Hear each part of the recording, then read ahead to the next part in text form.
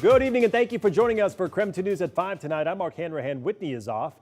A Spokane couple killed their daughter's ex-boyfriend and left his body in the trunk of a car for a year. Now, 4 years after the discovery, they have pleaded guilty. KREM 2's chief journalist Amanda Rowley has been covering this case from the beginning and was in the courtroom today for their hearing. Amanda?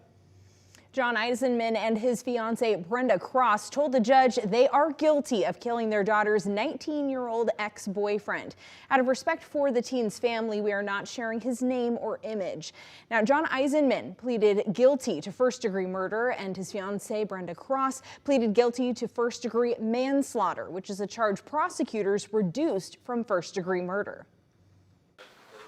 The Spokane couple charged in the murder of their daughter's ex-boyfriend entered the courtroom together. Court documents say at the time of his arrest, John Eisenman admitted to killing the teen who he claimed sold his daughter into a sex trafficking organization. But Spokane police found no evidence that the victim participated in sex trafficking. Eisenman told police he kidnapped the teen in Airway Heights, zip-tied his wrists, and beat him over the head with a cinder block. The body was kept in the trunk of a car for a year before it was discovered in Hilliard. Police arrested Eisenman after tracing the car back to him. A year after his arrest, police arrested Eisenman's fiancée, Brenda Cross, for her involvement in the teen's murder. Court documents say she admitted to a coworker she helped kill the teen. Before accepting her guilty plea, the judge read Cross's statement of guilt. It acknowledges there was no evidence of sex trafficking. And I further acknowledge that there was no cooperating evidence that sex trafficked. Is that your statement? Yes. The couple faces a maximum sentence of life in prison. But as part of their plea deal, prosecutors will recommend 22 years for Eisenman, which is the low end of the standard range for murder. And they will recommend 8 years in prison and 3 years community custody for Cross.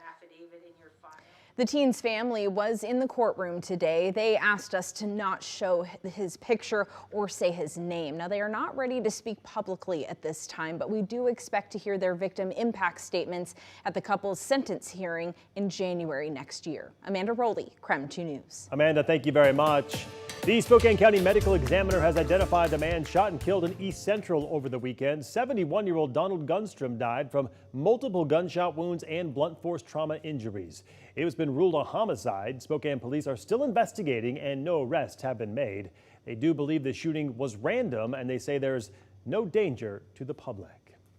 Bonner County dismissed the case against a man charged for kidnapping and raping a woman in Sandpoint 2 days after his arrest. Our news partners at the Bonner County Daily Bee found that Sandpoint police claimed the suspect, a man from Nicaragua, had been involved in the attack, but through a prosecutor's office investigation, they found the man had an alibi that was supported by video evidence. The county dismissed the case with prejudice, meaning charges cannot be refiled against the defendant. In other news, whooping cough still spreading across the Northwest with especially high numbers in North Idaho. Our reporter Regan Gallo spoke with health leaders across the region to better understand what steps people need to take. Regan? Yeah, well, this week Spokane officials said that they confirmed an outbreak in the county, and I also talked to officials across the Northwest, and they say the spike in cases is not isolated. The Spokane Regional Health District reports 133 confirmed cases. Even with good immunization rates, immunity does wane over time. But they say getting booster shots is important because they expect whooping cough to stick around the inland Northwest. Not, weeks or a couple of months, but probably, for 6 to 9 months. It takes a while for us to move out of these large community outbreaks. The Panhandle Health District in Idaho says there are 278 confirmed cases, which is a drastic difference from the 26 cases combined from 2020 to 2023. Be looking at up to months of a severe cough. Health officials say even though the elderly and small children are most susceptible, anyone can catch whooping cough. They say the increase in cases for 2024 is due to multiple factors. Things that have changed post-COVID in terms of we just have seen major changes in a lot of things like strep throat and things like that, and how those are spreading in the population and just patterns that we've never seen before. Grant County Health District also reports 24 cases since June. They say before the outbreak, there were no reported cases since 2019. Because when it's colder outside, we're spending more time indoors, we're having these gatherings for the holidays, and that's how these illnesses start to spread.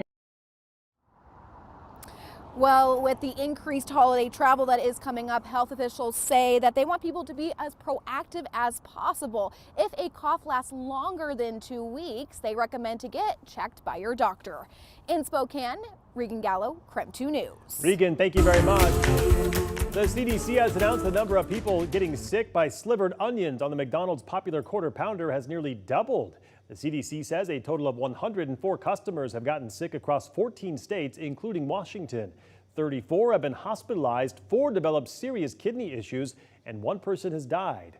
The agency says the company's fresh slivered onions are the likely source of the outbreak. McDonald's temporarily stopped selling the Quarter Pounder in affected states, but that popular item is now back on the menu.